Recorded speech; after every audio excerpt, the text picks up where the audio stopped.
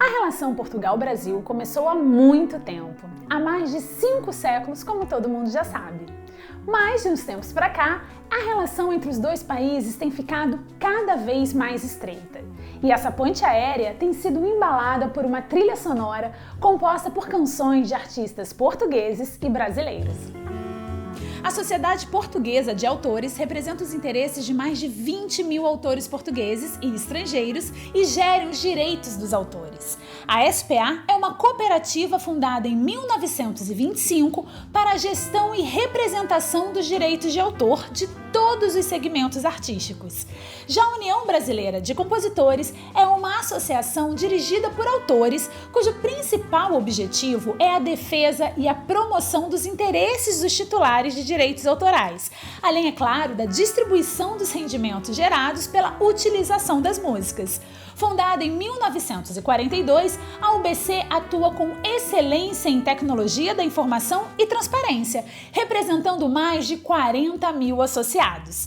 O Papo de Música celebra o acordo de reciprocidade entre essas duas sociedades. Por isso, a SPA e a UBC estão juntas nessa ponte aérea Portugal-Brasil. Alô, alô, sejam muito bem-vindos ao Papo de Música, dando continuidade a essa ponte aérea. O programa de hoje está especialíssimo. Eu estou conversando com 3 pessoas incríveis, com 3 pessoas que dá orgulho de ser contemporânea, com 3 pessoas que levantam bandeiras, com 3 pessoas que ajudam cada vez mais esse nosso mundo ser mais progressista, ser mais libertário e ser mais musical, porque é disso que a gente trata aqui. Sejam muito bem-vindos, Felipe Cato, Lila e Caçador, o do Fado Bicha. Tudo bem? Olá! Alô! Finalmente conseguimos reunir vocês dois, porque afinal, vocês 3 no caso, né? Vocês 2 como duo, mas vocês 3 no caso, porque tem tanta sinergia o trabalho que vocês fazem, a forma como vocês se colocam no mundo, que eu estou muito feliz de proporcionar esse encontro, mesmo que seja virtual. Bom, vou começar com a Cato fazendo as honras da casa, porque afinal de contas, né, Cato? A Cato, inclusive, para vocês, Caçador e Lila, ela tem a senha do canal. Ela vive aqui no canal, então ela tem a senha do canal. Eu quero começar perguntando para você, Cato, quando começou a sua relação com Portugal? Porque eu sei que é uma relação muito profunda. Começou em 2011, 10 anos atrás, exatamente, quando eu fui pela primeira vez conhecer o país. Eu não tinha cantado ainda aí. Eu fui em 2011 e era ainda uma outra Lisboa. Em 2011 estava ainda rolando muito aquela crise, né? Estava ainda no período teve todo aquele boom, né? Anos depois. Foi um pouco antes e foi muito incrível, assim, porque eu nunca tinha viajado para a Europa. Foi o primeiro lugar da Europa que eu conheci. Eu achei incrível porque foi de um reconhecimento muito engraçado de tu, pela primeira vez, tu pisar no lugar que é a base da nossa história, na verdade. Me pegou muito pelo lado histórico, cultural, assim, de tu ir nos lugares, nos monumentos, nos palácios, conhecer a história toda, entender de onde vieram as nossas... de onde veio a nossa língua, algumas expressões, a maneira como as pessoas se comunicam, o quanto que o ser humano, assim, as fronteiras são muito sutis, né, na verdade, porque a gente é muito a mesma coisa, assim. Eu acho que 500 anos de relação e de toda essa função da colônia brasileira, enfim, a gente foi construído com base no conhecimento que Portugal tem também, que é gigante, assim. E isso me trouxe, assim, uma sensação muito engraçada de reconhecimento, pertencimento, do tipo, meu Deus, assim, não realmente é só uma linha no mapa, porque o ser humano é muito mais interessante do que isso, e como a gente tem a ver, né, assim, tipo, o jeito de tratar, a maneira de receber, é muito engraçado, assim, como a gente é tudo a mesma coisa, assim, é bizarro. Claro, com toda a devida proporção, é diferente culturalmente, tem mil coisas, mas é ali mesmo, assim, é o germe da nossa cultura, é impressionante. Um país bem irmão, né, Cato? Sim. Vocês, Lila e Caçador, eu queria saber de vocês, quando que vocês entenderam que a forma de vocês se expressarem no mundo era através da música e como começou a relação de vocês com o Brasil. Ok, duas questões diferentes. Olha, em relação à música, é mesmo uma resposta em separado e é uma resposta bastante diferente, porque o João já queria e já aprende música desde muito jovem e eu sempre adorei música e sempre foi uma parte importante da minha vida e também uma parte, talvez das partes mais importantes da minha resistência, dos meus processos de resistência emocional, enquanto sabia, sem pontos de referência, com imensa violência diária à volta, nos meios que eu frequentava, não na família, mas na escola e na minha rua. A música, e em particular a música feita por mulheres, sempre foi, e foi para mim um porto de abrigo até essencial no meu crescimento. Mas, enquanto criadora de música, isso veio muito mais tarde. Eu sempre tive o sonho de cantar, era o meu grande sonho desde criança, e eu trancava a porta do quarto e fazia grandes shows em playback com as Spice Girls, com a Alanis Morissette, com a Lauryn Hill, sei lá. Mas, na verdade, eu não sentia que tinha voz para cantar, não achava que cantasse bem. E então entrei pelo teatro, fiz teatro durante muitos anos e foi só mais tarde, aí por volta dos meus 28, 29, que eu cantei fado pela primeira vez. Eu sempre gostei muito de fado e sempre senti que se viesse a cantar profissionalmente ou se viesse a fazer uma tentativa realmente concreta de cantar seria fado, porque era, não sei bem explicar porquê, mas era uma coisa que me chamava. E pela primeira vez que cantei fado em 28, a partir daí comecei a sentir que as pessoas até gostavam e comecei a sentir que era uma coisa que fazia muito sentido para mim e pronto, e depois começou a partir daí o gosto pela criação de música, porque antes eu não tinha muito achava que não era para mim e era talvez o meu maior desgosto até. E o Brasil? Não, mas respondo para ti. Da minha também é simples, eu sei muito cedo a música, eu estudei música desde os 10 anos, estudei guitarra, tirei um curso superior em guitarra, portanto, é uma formação que acompanha ao longo de muito tempo. E o fado teve uma presença muito forte pela poesia, pela palavra. Eu não encontrava aqueles poemas em mais lado nenhum, em nenhuma outra música encontrava aquela poesia. Faltava era criar a essência poética da narrativa que era a minha e que eu nunca via representada em lado nenhum. E nós arregaçámos as mangas e decidimos apropriar-nos do fado, desse património que também era nosso, e vestimos-nos dentro dele também, deles, não é? Do fado. E rasgar o fado por dentro. O Brasil foi em 2019, fomos as duas pela segunda vez, já lá tínhamos estado e foi na América do Sul, sozinho, em 2015 e 2016, durante 6 meses. Que delícia! E vivi o Brasil mesmo. E vivi o Brasil de uma forma muito intensa, porque conheci muitos músicos e muitas músicas incríveis. E deu para sair da bolha e conhecer um bocadinho melhor a nossa história e sair da verdade absoluta, que pessoas que crescem em Portugal ainda têm uma narrativa sobre o que é Portugal, o que é o Brasil, o que é a história de Portugal, o que é a história do Brasil, não é?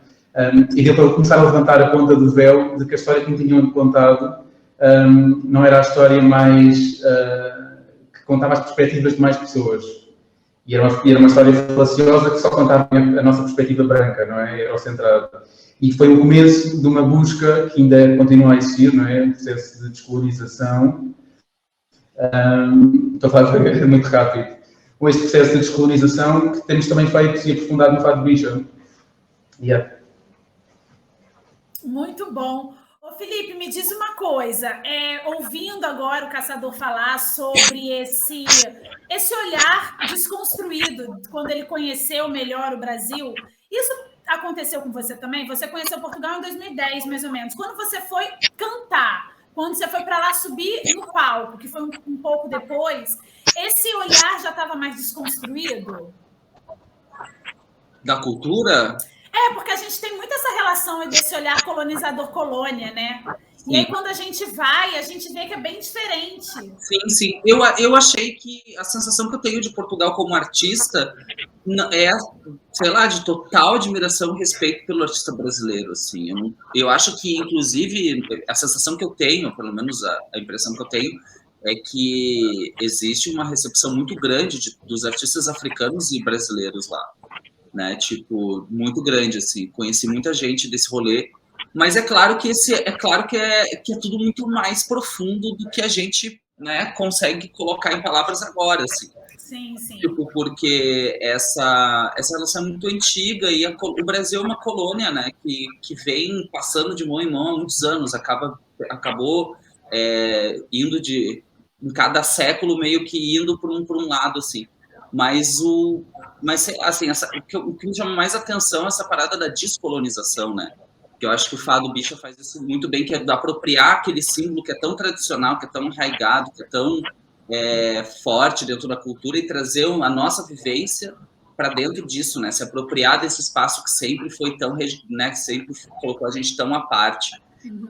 E eu acho que isso é um assunto muito importante, muito novo, especialmente pensando na cultura portuguesa, né? E como os meninos estão fazendo algo extremamente transgressor, porque por mais que Portugal seja...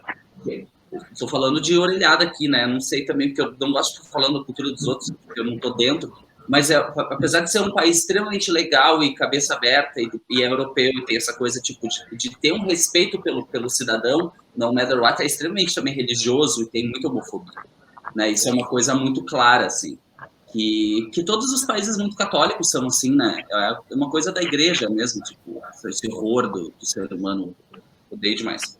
Mas, sei lá, sabe, eu acho que hoje em dia com a internet, com a gente que é queer, que a gente que é LGBTQIA+, eu já sinto que a gente já vive uma nova camada da cultura, né? Existe a cultura que é a cultura dos nossos países e existe a cultura que meio que é a cultura global mesmo, que é da cultura pop, que é o que a gente consumiu, que une a gente. Então, eu percebo também que tem todas as angústias, os questionamentos que os meninos estão trazendo, é uma coisa que a gente aqui também no Brasil vive, do nosso jeito, e que aqui na América Latina também inteira é muito nesse lugar. A gente está também querendo bater muito nesse conservadorismo, né, na religião e nessa parada toda, sabe?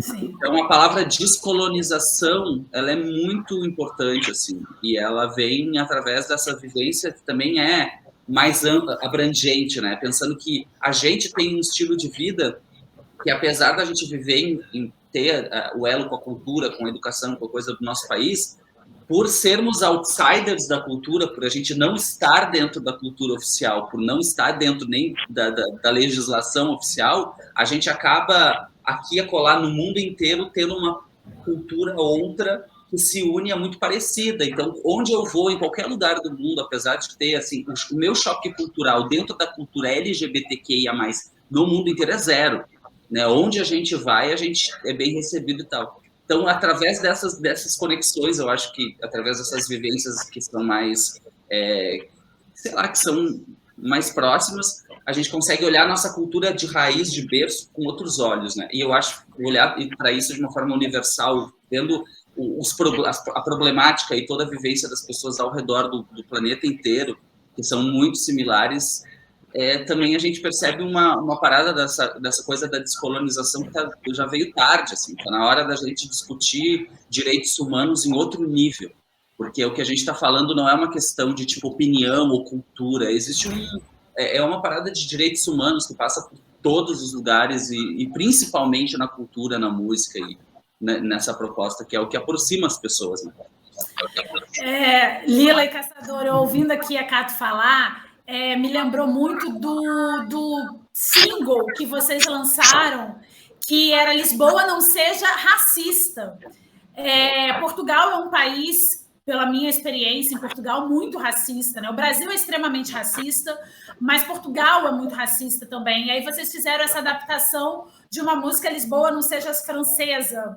E aí eu queria saber como é que essa subversão num país como a Cato falou, e enfim, como a gente sabe que é um país extremamente católico, é um país tradicionalmente mais conservador, como é que essa subversão foi recebida num primeiro momento e como ela está hoje?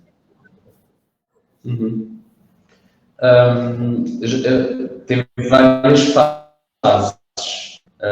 Houve um primeiro momento em que o projeto era muito embrionário e acontecia somente naquele espaço onde tu nos viste, que era um espaço muito pequeno, apesar de ser em Alfama, que é um bairro histórico de Lisboa e é um bairro típico de fado por excelência, mas era uma experiência muito circunscrita a esse espaço. E então não tinha muita repercussão para fora desse espaço e para fora de uma certa comunidade queer underground, vá. E depois, quando fizemos a nossa página de Facebook, foi assim, talvez o primeiro momento de disseminação da nossa essência. Houve assim, muitas reações bastante negativas, de ódio, com ameaças, inclusive, que nunca passaram do virtual, mas foram bastante duras de digerir. E depois, ao longo do tempo, tem havido pontos em que se cria uma maior fricção. Por exemplo, quando lançámos o Lisboa Não Sejas Racista, foi um desses pontos. 2 dias depois, as nossas páginas foram desativadas pelo Facebook e pelo Instagram, porque as pessoas começaram a fazer muitas queixas e então as páginas foram desativadas durante alguns dias, chegou a ser durante uma semana. E aconteceu noutras ocasiões, 1 ou 2 mais. Sabemos que no meio, por exemplo, do fado tradicional, há muito descontentamento com aquilo que nós fazemos e continua a não ser reconhecido como válido, sequer. Mas, ao mesmo tempo, houve várias pessoas do meio do fado tradicional, mulheres unicamente, fadistas, com as quais começámos a comunicar de alguma forma, com uma delas, que é a Gisela João, chegámos a cantar um concerto. Ela agora só um disco de música que foi escrita por mim, e há outras fadistas com as quais começámos a comunicar. Então, eu diria que de certa forma já estamos implementadas no meio musical e no meio fadista também. Continua a haver muita gente que se sente desconfortável connosco, enfim, com essas coisas, a começar pelo nome. Só o nome já é muito desconfortável e cria muita ira, até muita raiva a várias pessoas, porque o fado, há muitas narrativas à volta do fado, e uma delas que é muito pessoal e forte, é que o fado é um estilo musical cristalizado no tempo, e então há o fado autêntico, e depois há as degenerações do fado. E isso é a maior mentira, porque nenhum género musical fica cristalizado ao longo do tempo e o fado também não fica. E o fado já foi de muitas maneiras e continuará a ser. Lila, desculpa te interromper.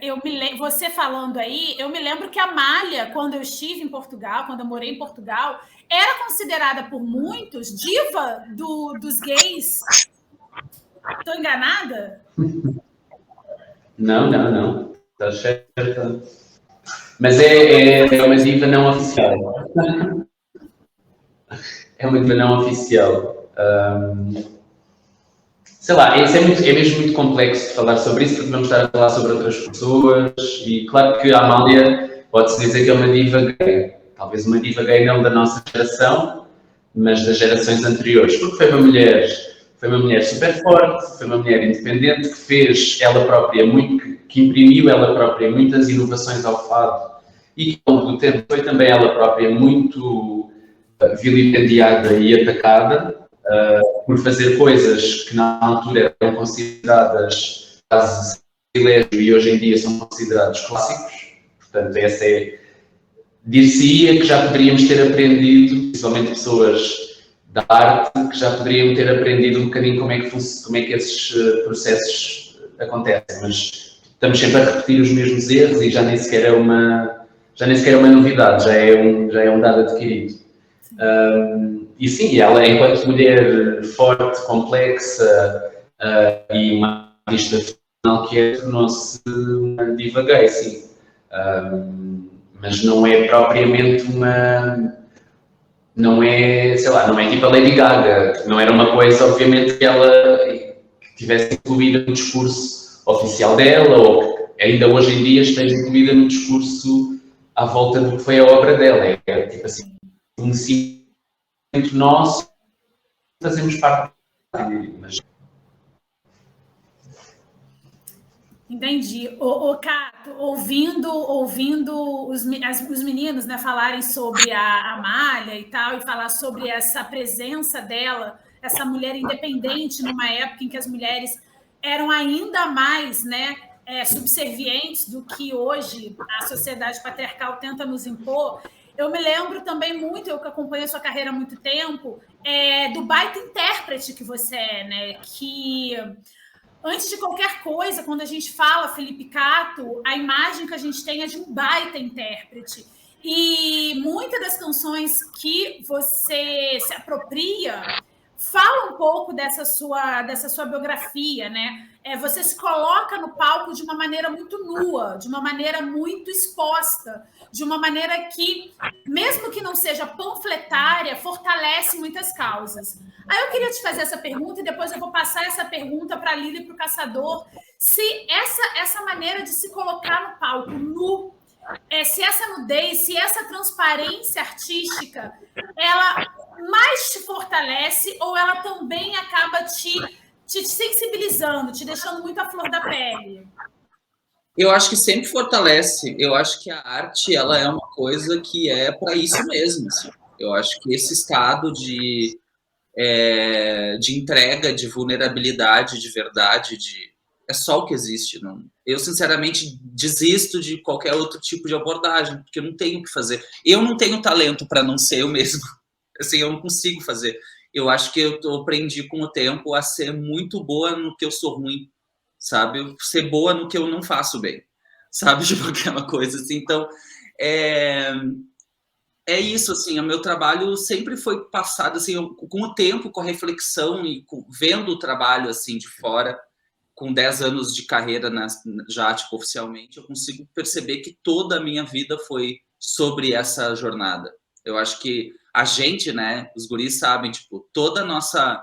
É impossível falar da nossa vida sem falar da marca da violência, da solidão, da incompreensão e de todas as coisas que são, tipo, inerentes à nossa vida como LGBTQIA+, né? Cada um do seu jeito. E a arte sempre nesse lugar de amparo e de possibilidade, né? Dentro desse lugar da arte era onde eu conseguia dar voz às coisas que eu nem mesmo eu conseguia expressar. Eu acho que, assim, até mesmo essa parada de ter me desenvolvido como intérprete durante esses anos todos, que eu amo muito, para mim é uma grande liberdade que eu tenho de poder ser uma cantora e cantar se eu quiser qualquer coisa, isso é muito bom. Também isso me fortaleceu muito como compositora, porque hoje eu tenho esse espaço de poder ser ainda mais pessoal, exatamente pelo fato de que eu tenho as outras músicas para cantar se eu quisesse, sabe? Então, quando eu escrevo, a coisa fica ainda mais profunda. Mas a interpretação também vem, assim, para poder dar voz a essas coisas que são muito íntimas e que não adianta, né? Que nem os guris estavam falando, tipo, de estar no quarto cantando Alanis e Lauryn Hill e Spice Girls. Aquelas músicas, elas trazem a nossa verdade. A música, ela tem essa beleza de realmente dar voz mesmo àquilo que a gente está sentindo, né? Se eu ficasse um ano escrevendo, tipo, eu nunca ia chegar ao verso, sei lá, que a Lady Gaga escreveu, que o Caetano escreveu, sei lá, qualquer artista desse que a gente ama. Mas é isso, assim, eu me vejo hoje muito mais como artista, assim, eu acho que esse lugar da arte, eu não consigo mais ter essa coisa de, eu sou o intérprete, eu sou compositor, eu sou instrumentista, eu sou isso. Tipo, para mim, não tem mais isso, assim.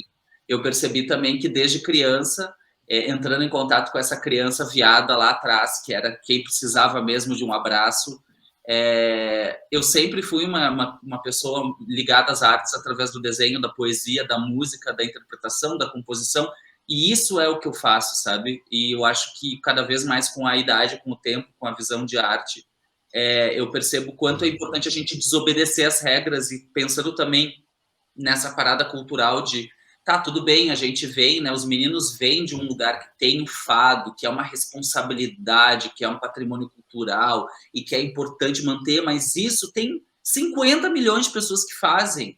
O importante é que eles façam o trabalho deles do jeito que eles querem, porque aquela música, aquele verso, aquela palavra, aquela vivência é daquele lugar, sabe? Tipo, para preservar as tradições, a gente tem um jeito para preservar a tradição. A nossa comunidade não está aqui para preservar a tradição. Às vezes eu acho engraçado, né, que as pastoras, aquelas esbravejantes, ficam falando: vocês querem destruir. A gente quer destruir.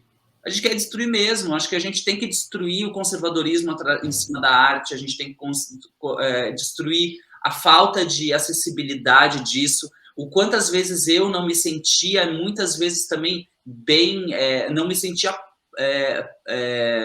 à altura da minha própria cultura, sabe? Eu acho que tem uma coisa da música, dessa coisa, às vezes, da cultura ser muito erudita, e que tu, mesmo para tu pegar um cavaquinho, fazer um samba, ou tu fazer alguma coisa, parece que tu tem que pedir permissão para 1 milhão de pessoas. E isso é uma coisa muito desgastante quando tu é artista. Então, ainda bem que a gente teve já a experiência de poder já pedir todas as bênçãos, fazer todas as nossas macumbas para poder simplesmente escrever as músicas que emocionam a gente, pronto, sabe? Então, sim, vamos desobedecer as regras e fazer as coisas todas novas, diferentes, sem nenhum tipo de pudor. Porque uma das coisas que eu percebi, assim, como brasileira, né, e também com toda a dor que a gente vem vivendo nesse país nos últimos anos, é que se tem uma coisa boa de ser brasileira, é que esse patrimônio da música é meu, e eu vou cantar ele o quanto eu quiser, do jeito que eu quiser, e eu ando mudando letras, sim, das músicas, porque eu acho que tem algumas músicas que são absurdas, e que não podem continuar a ser ditas com aquelas palavras, e isso é nosso patrimônio, né? A cultura não é minha. A hora que eu boto uma música no mundo, essa música já não é mais minha, essa música está lá no mundo para ser absorvida pelas pessoas e mudar a vida delas. Então, é isso. Acho que a cultura precisa de uma reavaliação. Eu acho que se existe um lugar, por exemplo, que não está abrigando artistas LGBTQIA+, esse lugar precisa ser contestado, né? É muito grave que, diante, assim, eu entendo, por exemplo, o conservadorismo e a ignorância, assim, até uma questão bem prática, né, da nossa política e cultura. Eu entendo o hate que a gente recebe no Brasil com toda esse boicote à cultura, ao pensamento, essa coisa muito religiosa e tal. Mas em Portugal até me preocupa pensar, tipo, por favor, né? Vocês são pessoas que nem Fernando Pessoa, não tá na hora de abrir um pouco essa mente, né? Tipo, eu acho que não tem nada mais apropriado do que o fado, que é uma música que nasceu da marginalidade, que ela se abra para a nossa comunidade, colocar as nossas dores ali também, porque é nosso, sabe? Enfim, tetos e filosofias, mas eu fico pensando que essa coisa da cultura, dessa preservação, ela tem um limite, assim. A gente tem que respeitar, mas a gente tem que respeitar incluindo, né? Não excluindo. Adoro ouvir você filosofar, Felipe. Caçador e Lila concordam com esse ponto de vista? Acredito que sim, né? Da gente preservar, mas andar para frente, preservar no progresso. Eu acho que dá para ser dessa forma. Acho que faz parte do próprio conceito de preservação. E eu acho que toda a cultura presente, não é? Aquela que não está escrita, não é? Que era isso que o Felipe falava, não é? Da ideia da tradição, mas da ideia de um canon que existe, que dita aquilo que é válido, que não é válido, aquilo que deve ser visível e aquilo que deve ser aclamado e aquilo que tem que ser escondido e ocultado, não é? E toda a arte marginal e dissidente choca de frente com este... E acontece, eu estava a ouvir o Filipe, estava a identificar-nos muito na ideia também do auto-boicote. da ideia de nós não nos acharmos legítimos e válidos para tocar fado, ou para tocar bossa nova, ou tocar um samba. E nós próprios fazemos esse policiamento dos nossos corpos, da nossa arte, da nossa forma de sentir, e está tudo ligado, não é só a nossa arte, e a nossa parte social, profissional, liga-se tudo, e tudo bebe do mesmo lugar. E esse processo de descolonização que falávamos há pouco é parte dos nossos corpos, não é? Da nudez no palco.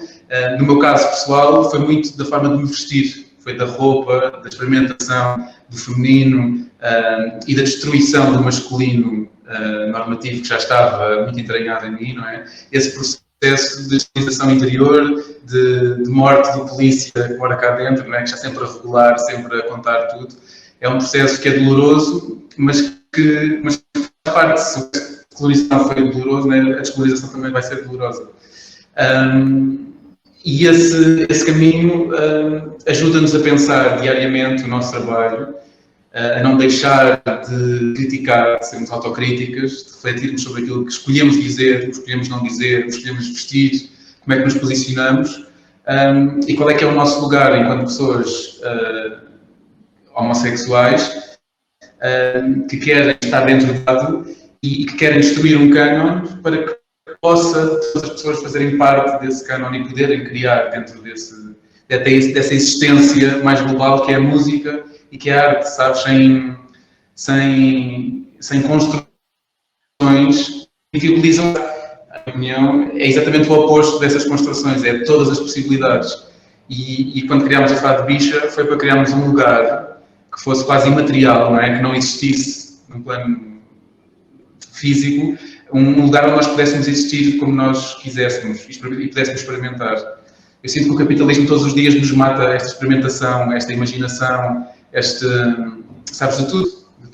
E eu sinto que estamos muito castrados e a arte devolve-nos a humanidade outra vez, devolve-nos o sentido humano, muitas vezes. Eu ficaria aqui a noite inteira ouvindo vocês falarem, mas a gente precisa encerrar. Eu quero falar de uma figura que, de alguma maneira, atravessou a arte de todos vocês, que é Antônio Variações. Para quem não conhece Antônio Variações, eu vou pedir para o Caçador e para a Lila, rapidamente, para explicar para o público brasileiro quem foi Antônio Variações. E, na sequência, eu vou pedir para a Cato dar uma palhinha, porque a versão da Cato da música de Antônio Variações é maravilhosa. E eu acho que todo mundo tem que ouvir. Não é? Quem foi eu gostava de ouvir a Cato. Eu gostava de ouvir a Cato apresentar o Antônio Variações. Não, a gente apresenta vocês. Troca aí, gente. Pode trocar aí de posição. Vá, Cato. Eu vou fazer uma leve introdução e vocês falem mais, porque, enfim, o Antônio Variações é um ícone, né? Um ícone da nossa comunidade, um ícone da cultura queer, da língua portuguesa, né? Eu acho que um dos grandes poetas de Portugal, assim, um dos grandes poetas da história da música portuguesa. Para mim, assim, uma das figuras mais interessantes, assim, né? Mais fora da curva, que carrega, assim, meio que esse emblema todo, né? Que, enfim, a gente tem também no Brasil ícones assim como Variações, mas Variações me chama a atenção exatamente pela questão da época. Ele era dos anos 80, ele morreu na epidemia de HIV/AIDS, então é um mártir mesmo da nossa comunidade, um cara que lutou contra todos para fazer a arte dele, do jeito dele, com toda a originalidade, tipo, ele era cabeleireiro, né? Tinha um salão em Lisboa, e era um puta artista, não era só na música, era nas roupas, nas fotos, era um esteta, tinha toda uma visão estética do trabalho dele. Enfim, as letras eram extremamente pessoais, espirituais. É maravilhoso o trabalho do Variações. Eu não sei nem... é incomparável, eu acho que não tem como... não parece com nada. Não parece com nada. Eu acho que isso é o sinal de que a gente viu um grande artista, assim, que é uma parada completamente fora da curva, e acho que o mais bonito é ele pegar aquela coisa do pop anos 80, com aquela produção que eu amo, as batidas e a parada da época toda, e trazer, né, a música portuguesa muito fortemente no canto deles. E aquele que não tinha medo nenhum de trazer todo o drama. Ele ia pro drama inteiro, sem nenhum pudor, e ao mesmo tempo com batidas super modernas e letras contemporâneas, né? Atemporais, né? É uma beleza, assim, que fala de uma noite, de uma putaria, assim, no meio da madrugada, e eu acho que é sobre isso também, né? Como ele conseguiu trazer coisas que são do nosso universo para um lugar de absoluta beleza, classe, elegância, amor e tesão, e surrupiar, né? E tipo, hackear a cultura, porque ele estava ali o tempo todo homenageando a cultura portuguesa, né? Ele nunca, apesar de tu ver que ele era uma ovelha negra da cultura, ele era uma pessoa completamente fora do padrão, mas ele estava ali abraçando e fazendo, trazendo a música dele de uma forma super amorosa para a cultura. Acho maravilhoso. E gravei a música dele, enfim. Bom, já que a Cato já deu a introdução, eu vou pedir para Lili e para o Caçador darem uma palhinha, então. Vai, gente. Não, eu quero ouvir a Cato. É tudo a Nós Cato. não temos... Vocês Vou falar mais uns segundos. O António Variações foi um músico tardio. Ele era de uma aldeia muito pequena no norte de Portugal, mesmo no norte, quase na fronteira com a Espanha. E era cabeleireiro, como Cato. Trabalhou em Nova Iorque, viveu também na Holanda e depois voltou para Portugal e abriu um salão cá em Lisboa. Ele não tinha formação musical absolutamente nenhuma, ele gravava as melodias que lhe vinham à cabeça sem qualquer noção de escalas e notas e tons, e ele gravava num gravador as melodias e as letras, e depois tem um lado bastante trágico, que é, ele começou, o primeiro álbum dele saiu em 1981, o segundo acho que saiu logo em 1982, e ele morreu em 1984, portanto a carreira musical dele é curtíssima, foi 4 anos no máximo, e deixou uma marca indelével, não só na música portuguesa no geral, como na nossa história, que é tão parca de figuras e tão parca de histórias positivas, de criação, de fruição, histórias, quer dizer, obviamente elas existiram, mas é parca de registros, é parca de memória, exato, é parca de memória. E o António Variações é assim o nosso santo, até porque santo sem ser cacho, obviamente. Até porque ele morreu dia 13 de junho, que é o dia de Santo António e é o dia das festas de Lisboa, foi o dia quando morreu Santo António, que nasceu em Lisboa e morreu em Itália. Então, para mim, Santo António, para mim é Santo António Variações. Muito bom. Eu não sabia que ele tinha morrido no dia de Santo Antônio. Eu também não sabia. Porque ele é mesmo essa figura. Eu acho que os grandes artistas têm essa função, eles conseguem, eu acho que o que os santos da Igreja Católica representaram na época medieval é o que essas pessoas que trazem a sua história encarnada, assim, com tanta potência, com tanta fé, com tanta luta, com tanta coisa, é para inspirar a gente. Que louco, eu não sabia que ele tinha morrido no dia de Santo Antônio, mas é bem simbólico. Mas que ele era um bruxão, né? As letras dele eram extremamente filosóficas, era uma coisa muito... Ele estava muito fora da Matrix. Não, e o que eu achei interessante é que ele é santo, mas não é casto. Eu vou usar isso para sempre. Mas eu acho que nem o santo era casto. Você acha que a Igreja Católica era uma coisa, ela era outra. Para mim, aquilo era uma sauna gay louca, entendeu? Que era um lugar que só tinha homem, sabe? Uns conventos, ninguém sabe o que acontecia lá dentro. E para mim, a palhaçada toda. Não existe isso de castidade na Igreja Católica, nem aqui, nem na China. Sim, com certeza. Eu disse, Lila, que eu achei ótimo você definir que o Variações era santo, mas não era casto. Eu vou usar isso para sempre. Sim. Bom, vamos de palhinha, Vitor? Roda aí o VT. Palhinha! Palhinha é um trechinho, é para dar uma cantarolada de um trechinho de uma música. Eu vou pedir para Cato, claro, dar essa cantarolada para a gente ficar aqui aconchegada nesse santo não casto do Variações.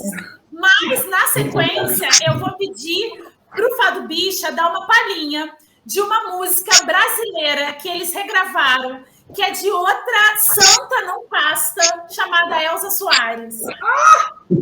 Qual música, gente? Eles regravaram, Felipe, Mulher do Fim do Mundo. Ai, que tudo, gente. Parabéns.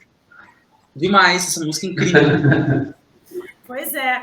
Então, bora lá. Começa aí, Cato. Uma palhinha de Antônio Variações. Ai, gente, vamos lá, então. Estás só eu, mas só estou. Tu que tens o meu olhar. Tens a minha mão aberta, à espera de se fechar. Nessa tua mão deserta, vem que o amor não é o tempo, nem é o tempo que o faz. Vem que o amor é o momento em que eu me dou, em que te dás amor. Tempo. Ai, Cato, eu quero te ver no palco. Eu também quero. Pelo jeito, a próxima vez que eu pisar num palco vai ser em Portugal, não no Brasil, porque aqui vacinação, né, amor? É só em 2028. Só quando esse usurpador sair do poder. Mas eu não quero nem falar o nome dele. Eu também não aguento nem mais, me dá coceira. Fado Bicha, maravilhosos. Primeiro, eu queria saber como é que essa música foi parar na boca de vocês. E queria que vocês dessem uma palhinha também. Olha, assim, muito resumidamente, há uma escritora portuguesa de quem eu gosto muito, que eu aconselho, se vocês não conhecem, ela chama-se Alexandra Lucas Coelho. E ela escreveu um livro minha vizinha aqui, ela morou no Rio de Janeiro, minha vizinha. Não, sério? Sim. No Cosme Velho? Queridíssima. Não, eu nunca morei no Cosme Velho, mas era vizinha porque ela morou na mesma cidade, nós frequentávamos o mesmo grupo de amigos, íamos à mesma praia. O Rio de Janeiro é da mesma galera. Ela é maravilhosa. Ai, que delícia. Pronto, ela lançou um livro que se chama Deus dará, e é um livro que se passa no Brasil com personagens portuguesas e faz além de ter uma narração contemporânea, faz uma recoleção gigante da história colonial de Portugal no Brasil. E havia muita coisa desse livro e que eu aprendi nesse livro que eu desconhecia e que é absolutamente inaceitável. É inaceitável que nós estudemos a história colonial de Portugal e que não saibamos várias das coisas que estavam nesse livro. E ao mesmo tempo que eu li esse livro, estava obcecadamente a ouvir o álbum da Elza, Mulher do Fim do Mundo, que saiu mais ou menos pela mesma altura. E então depois, mais tarde, quando começámos a Fado Bicha, achámos que seria uma boa... que seria muito trazer não só a da Elza, como um excerto do livro da Alexandra e usá-los para, através da nossa plataforma, enquanto pessoas brancas, falarmos para outras pessoas brancas portuguesas e trazer essa experiência, que obviamente não passámos por ela, mas trazer notícias dessa experiência, porque ainda é tudo muito tabu em Portugal. E pronto, e foi assim que nasceu. Inclusive, depois, quando fomos ao Brasil, tivemos com o Rómulo, que foi a pessoa que compôs a música e que nos deu a sua bênção. O Rómulo Freud, sim, e a Alice Coutinho, que é a mulher dele, e deram-nos a sua bênção. E depois a própria Elza mandou-nos um áudio a agradecer por termos feito a versão. E amorosíssimo. Eu gostei muito e pronto, foi assim. Muito bom, adorei saber dessa história, adorei saber que vocês são amigos da Alexandra também. Sim, adoramos-la mesmo. Eu gosto muito dela enquanto pessoa e tudo, enquanto artista, ativista, coisa fundamental. É uma baita mulher. Bom, bora para a palhinha. Tá. Teu choro não é nada além de carnaval, é lágrima de sangue na ponta dos pés, a balança mover vendaval, te joga na areia, eu não sei qual é, mira-te e super-homem canta o calor, Um beijo amarelo beija a tua mão, as asas de um anjo soltas pelo chão, na chuva de confete e deixas essa dor na avenida, deixas lá a pele negra e a tua voz na avenida, deixas lá a tua fala, a tua opinião, a tua cara, a tua solidão. Já sei. Olha, pelo amor de Deus, gente, faz um show juntos, por favor, pelo amor de Deus. Vocês três no palco. Estarei lá. Fiquei com uma saudade de ver, de ouvir essa música. Eu quero muito estar aí logo de uma vez, gente. Pelo amor de Deus, quero ver o show de vocês urgentemente. Felipe, eu tô indo no Réveillon, bora comigo. Aí eu não viajo no Réveillon, porque eu acho um saco o Réveillon, Felipe. Odeio viajar no Réveillon. Ah, mas vamos comigo, a gente fica na mesma casa, vai ser maravilhoso, a gente encontra com eles. Ai, gente, vamos lá. Eu tô achando que viajar é até estranho, assim, porque a gente tá tanto tempo preso em casa, já faz 1 ano e meio que a gente tá aqui, sabe? Então, assim, é estranho pensar que existe um mundo fora desse pesadelo, sabe? E eu vou te dizer começar a voltar para isso aos poucos, não é possível. E eu vou te dizer que quando meu marido e eu decidimos, né, a gente vai passar o Réveillon em Lisboa, Felipe, a minha vida hoje é contar no calendário. Uhum. Sabe? Vontade de voltar para o mundo. Enfim. Muito obrigada. Né? A gente é muito viajante, né? Muito obrigada, Lila, Caçadora. Eu amei conhecer vocês. Obrigado. Eu espero muito em breve estar na fila para comprar ingresso para assistir um show de vocês. Muito obrigada. Viu? Obrigada a vocês, foi um prazer enorme. O prazer foi todo meu. Cato, eu te amo com todas as letras maiúsculas e neon, assim, ó. Te amo, meu amor. Obrigada sempre, conte comigo. Meninos, menines, né? Estamos aí, que orgulho e honra poder conversar com vocês. Espero vê-los ao vivo. Aqui no Brasil também, espero que isso aconteça em breve. E parabéns demais pela representatividade, pelo espaço que vocês estão fazendo. Não adianta, a gente tá num momento do mundo que o nosso trabalho é para o futuro também. A gente não pode deixar essa galera cagar na nossa cabeça, não, sabe? É um trabalho difícil, mas a gente tem que fazer ele acontecer. É isso aí. Obrigada por de vocês. Obrigada para todo mundo que ficou com a gente até agora ouvindo esse bate-papo, que não foi um bate-papo, foi uma aula. Pode me agradecer, porque foi uma aula desses dois. Agradeço, na verdade, eu só por ter juntado, tá? Porque a aula foram dos três. Muito obrigada a você que acompanhou a gente. Semana que vem tem mais. Semana que vem eu tô de volta aqui no Papo de Música. Tchau, tchau.